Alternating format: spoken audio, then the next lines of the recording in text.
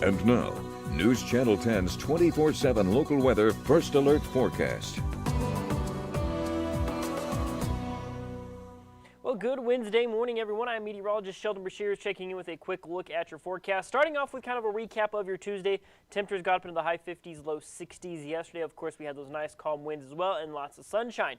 Today, going to look just a little bit different. Let's look at your day track forecast. As you're going to notice, windier conditions, but overall warmer conditions as well. As we're going to be topping out in the mid to upper 60s today. We'll get to those winds here in just a moment. But let's take a look at your area highs for the day. As you're going to see 60s and even 70s for the warmer parts of the region. You'll see places like Elkhart and Liberal getting all the way up to 73 degrees, 70 down in Clarendon. You're talking mid to high 60s at their absolute coolest across the region today. And then, of course, temperatures dropping down into the 40s and 50s by the overnight period. But let's talk about our next weather maker, where we are going to be warming up significantly across these next couple of days and seeing winds still being a big part of the forecast. So in the upper parts of the atmosphere, as you can see, the jet stream up and around our area, that little bit of ridging that you see right there basically opens up the door for warmer weather. But down closer to the surface, what we're seeing is a couple of features.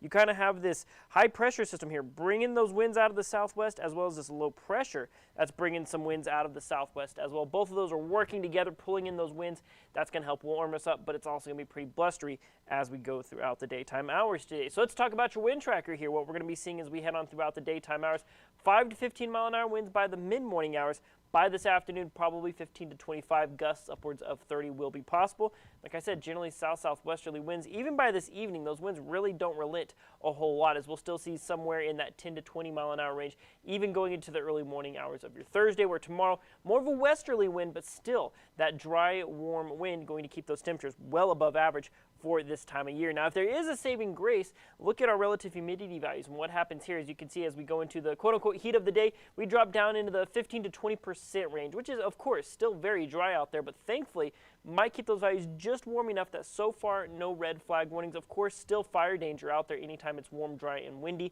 but it's not as critical as it could be thanks to that little bit of moisture that is in the atmosphere. So that's something worth noting, looking at the silver lining of things. So let's look at your long-term forecast here with your 7-day supercast. Breezy and warm today and tomorrow. You'll see Thursday is your peak there with 75 for your high overnight, low 42 degrees. We'll get to 66 on Friday with a cold front expected sometime late Friday, and possibly a little bit of lift for some of that moisture that's in the atmosphere, as we're right now still tracking about a 10% chance of some overnight snow showers Friday into Saturday morning.